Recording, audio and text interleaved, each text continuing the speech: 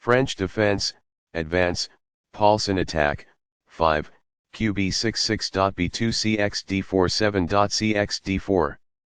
Balanced, neither player ever had an advantage. That game was pretty competitive. Both players had an amazing opening.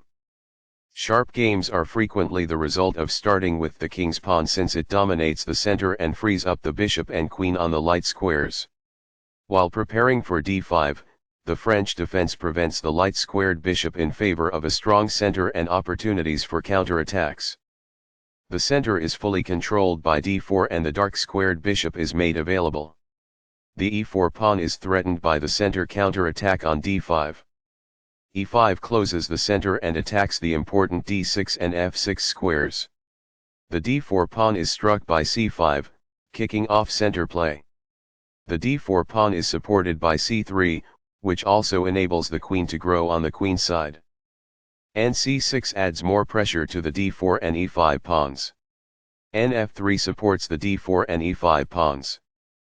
Qb6 develops the queen, protects the c5 pawn and puts indirect pressure on the d4 pawn.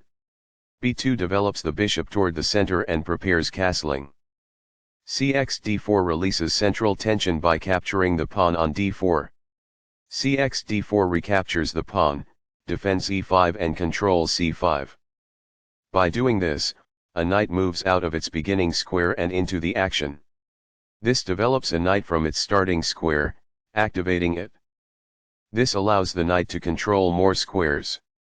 This is the only move that works.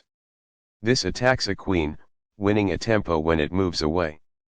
This move puts the queen on a safer square. This prevents a queen on the other side from checking. It is ideal. This wins a tempo by threatening a queen and forcing it to move away. This moves the queen to safety. This prevents a queen on the other side from checking. It is ideal. This wins time by threatening a queen and forcing it to move away.